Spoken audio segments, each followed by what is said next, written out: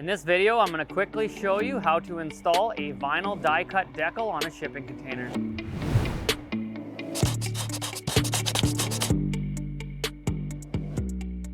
I'm Channing McCorriston, the container guy.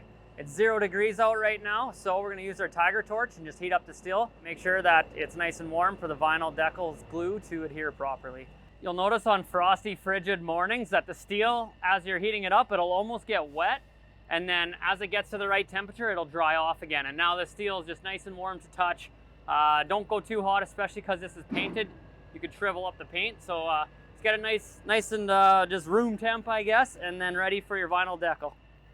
The most important part of installing these decals is making sure that you start off nice and straight.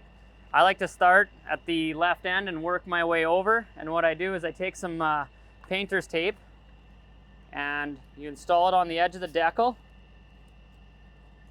and you make sure that there's no creases or wrinkles in there, because if there's anything that's screwed up here when you start, it's just going to transfer all the way across and you're just going to be running into problems the entire time.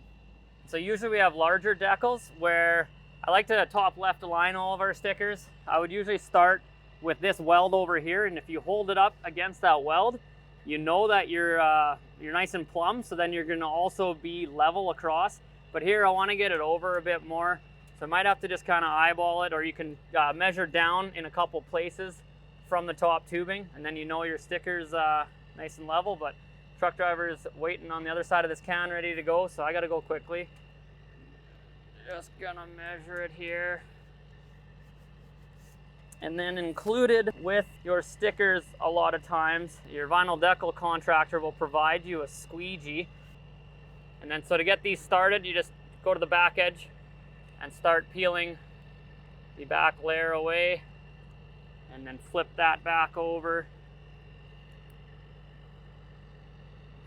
And then once you got a good start, you just start squeegeeing all the air out from behind the decal and work your way over. One thing to note with these decals is, because the containers are corrugated, if you get your graphics guy to add 7% width to the sticker, that as it appears, once you stand back and look at the container, it'll appear the same proportion, your logo. So interesting thing to note, 7% width is the right number.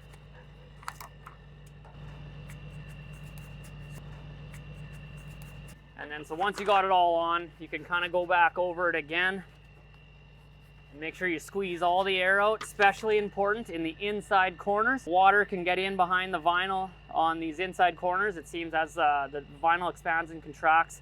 So once you have everything all squeegeed out and you feel like the decal behind is all adhered, you start peeling away the pre-masking tape.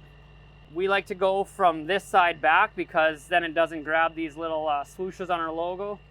And so hopefully everything sticks. It's kind of a cold day here, but yeah, it looks like it's working very well. So if I wouldn't have preheated this decal, it definitely wouldn't have been that easy. So the tiger torch is nice if you have that luxury, but we also went with black because we painted this can nice and beautiful for the customers. So we wanted to make sure that we're not sticking out too much and stealing all their fame. Definitely, if people are walking by, we want to know who did this job. So that right there is how you install a vinyl decal on a shipping container. If you enjoyed this video, please give it a like. If you'd like to see more, please subscribe to our channel and ring that notification bell. If you have any comments or new video suggestions, please feel free to leave them below. And as always, check us out at amzn.to. Hope you learned something.